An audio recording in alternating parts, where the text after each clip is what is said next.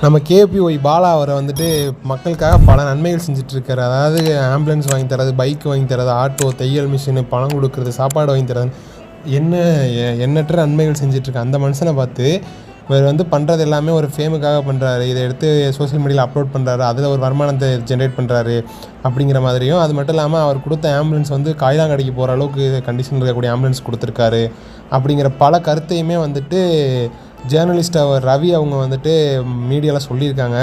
உண்மையிலே வந்துட்டு உங்களுக்குலாம் இதெல்லாம் எப்படி பேசுகிறதுக்கு மனசாட்சிங்கிறது ஒன்று இருக்கா இல்லையாங்கிறதே தெரில.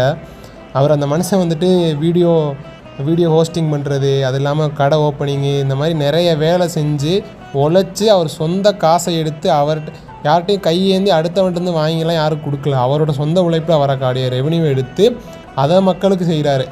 அதை செய்கிறத ஒரு வீடியோவாக எடுத்து சோஷியல் மீடியாவில் வரக்கூடிய ரெவென்யூவே வந்து திரும்ப மக்கள்கிட்ட தான் தர்றாரு. அதனால் வந்துட்டு அவர் எடுத்துகிட்டு போய் கோட்டை கட்டி ஒன்றும் வாழ கிடையாது. எதுக்கு வந்தாலும் அதை மக்கள்கிட்ட தான் கொடுக்குறாரு. அப்படிப்பட்ட நல்ல மனசு உள்ள அந்த மனுஷனை வந்துட்டு நீங்கள் உண்மையிலே கஷ்டப்படுத்தி பார்க்கறது வந்துட்டு எந்தளவுக்கு நல்லா இருக்குன்னு தெரில. ஸோ உண்மையிலேயே அவர் பண்ணிடுற அந்த ஜேர்னலிஸ்ட் ரவி அவங்க பேசின கருத்தை வந்து உங்களோட கருத்தை கமெண்ட் பாக்ஸில் சொல்லிடுங்க. தேங்க்யூ ஃபார் வாட்சிங் திஸ் வீடியோ. மறந்துடாமல் நமக்கு சப்ஸ்கிரைப் பண்ணி வச்சுக்கோங்க.